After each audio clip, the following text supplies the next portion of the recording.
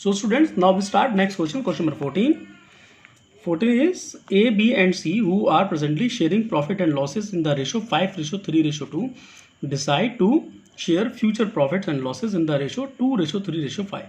Give the journal entry to distribute workman compensation reserve of rupees 1,20,000 at the time of change in profit sharing ratio, when no information is given and there is no claim against it.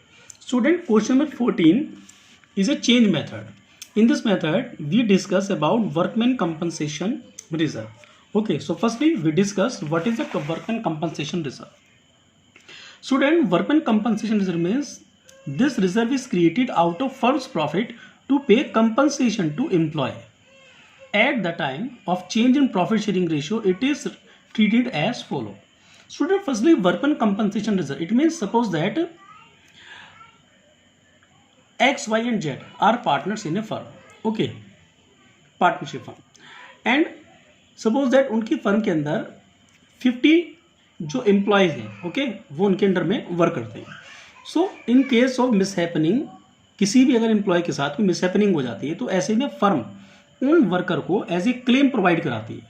तो ऐसे में हर firm के ऊपर एक liability होती है कि हर firm अपने प्रॉफिट्स में से कुछ पार्ट वर्कमैन कंपनसेशन रिजर्व के तौर पे उसे अलग से एक रिजर्व को वो क्रिएट करे कि इन केस ऑफ मिसहैपनिंग, अगर कभी भी किसी वर्कर के साथ कोई मिसहैपनिंग होती है तो हम उस क्लेम में से अमाउंट उठाएंगे, चार्ज करेंगे और हम उस अमाउंट को उस वर्कर के ऊपर एज ए कंपनसेशन के तौर पे हम उसके अमाउंट को पे कर देंगे.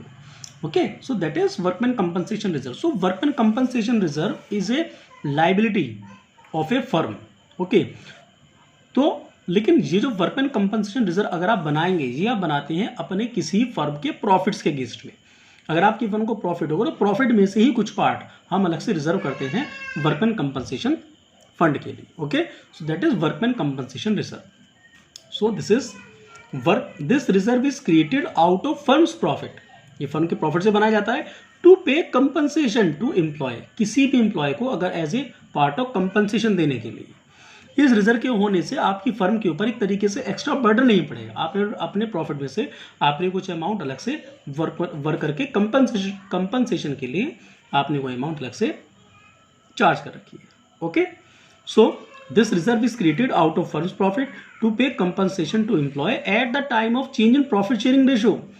It is treated as follow. अब क्वेश्चन ये है हमारे पास कि अगर मान के चलिए पार्टनरशिप फर्म में अगर पार्टनर्स का प्रॉफिट शेयरिंग रेशियो अगर चेंज होता है तो वर्कमैन कंपनसेशन रिजर्व का ट्रीटमेंट कैसे होगा. Okay, this is question. So student, first case is if there is no claim against WCR. WCR means workman compensation reserve. Okay, short form of workman compensation reserve is WCR. और claim against WCR does not exist. मैं आपको समझाता हूं. मान के चलिए students, आपके पास में आपने अपने पास WCR, सपोज करिए आपने WCR बना रखा है ₹100 का. Okay, that is WCR. ये आपने बना रखा है ₹100 का. ओके, अब पहली कंडीशन ये है कि आपके पास कोई भी क्लेम नहीं है. First condition is if there is no claim against WCR, मतलब आपके पास में कोई क्लेम नहीं है. It means no claim. मतलब जब आप अपनी फर्म का profit sharing ratio partner change कर रहे हैं तो उस टाइम पर किसी भी वर्कर के साथ कोई मिसहैपनिंग नहीं हुई है और आपने किसी भी वर्कर को कोई क्लेम नहीं दिया है.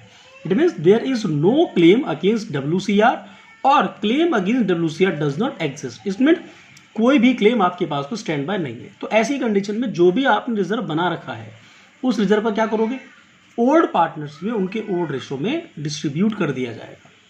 भाई सपोज दैट 3 पार्टनर है, XYZ 3 पार्टनर्स है. ओके, 3 पार्टनर्स ने अपने प्रॉफिट में से कुछ अमाउंट अलग से उन्होंने चार्ज करके उन्होंने WCR बना दिया. अब जब उनका प्रॉफिट शेयरिंग रेशियो चेंज हुआ है तो जब हम बाकी सभी प्रॉफिट्स का डिस्ट्रीब्यूशन करते हैं तो ऐसे में इसका भी आप करेंगे, है ना भाई, ये भी तो आपका एक रिजर्व है. तो ऐसे केस के अंदर अगर कोई क्लेम ही नहीं है, देयर इज नो क्लेम, तो ऐसे में आप उस रिजर्व का क्या करोगे, आप उसे आपस में डिस्ट्रीब्यूट कर लेंगे. तो उसकी जनरल एंट्री आपकी होती है workman compensation reserve.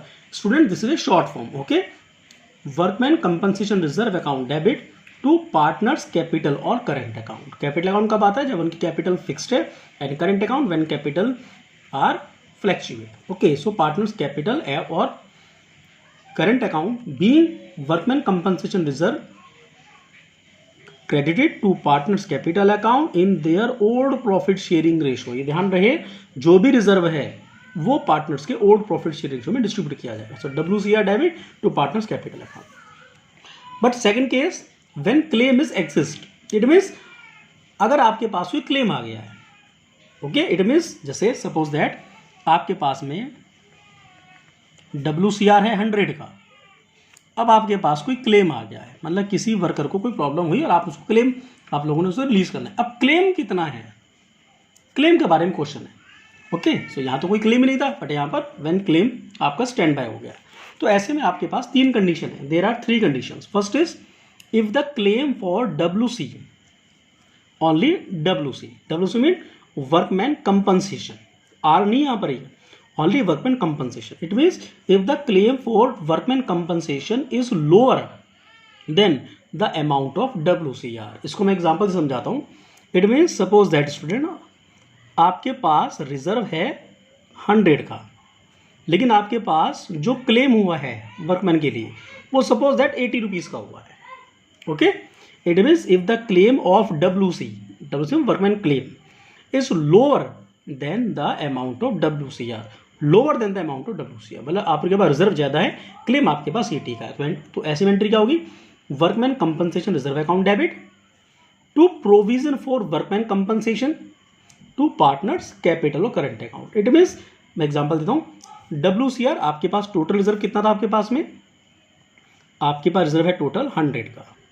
Okay, but provision आपका कितना हुआ है? प्रोविजन आपके पास हुआ है 80 का, एंड रिमेनिंग जो 20 रुपीज़ है वो पार्टनर्स के उनके ओल्ड रेशो में डिस्ट्रीब्यूट कर दिए जाएंगे। Okay students, next is if the claim is equal to WCR।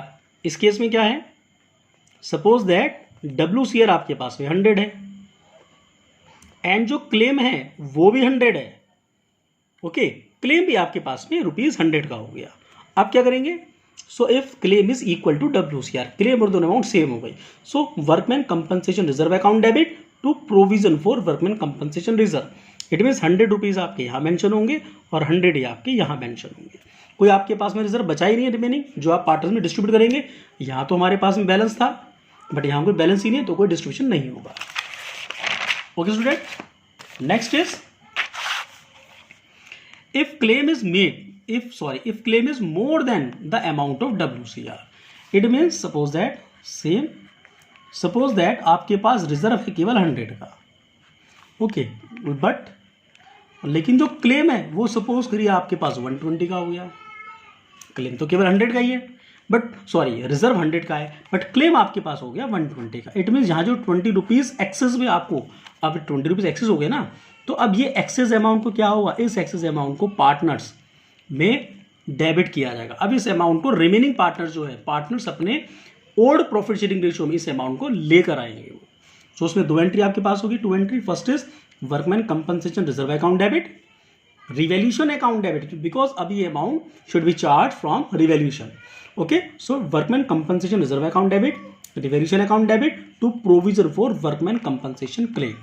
It means आपके पास रिजर्व केवल 100 का था, रिवैल्यूएशन से 20 रुपीज़ चार्ज करेंगे और टोटल क्लेम हो गया आपके पास में 120 का, ऐसे।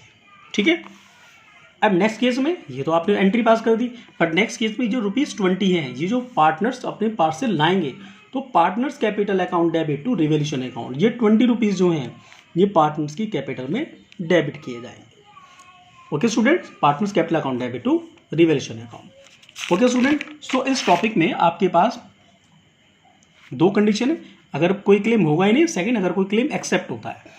एक्सेप्ट के केस में आपके पास 3 एंट्री होंगी। फर्स्ट, अगर आपका क्लेम लोअर है, क्लेम इक्वल है, and last is when claim is more than WCR। Okay students, so this is the basic of workman compensation reserve.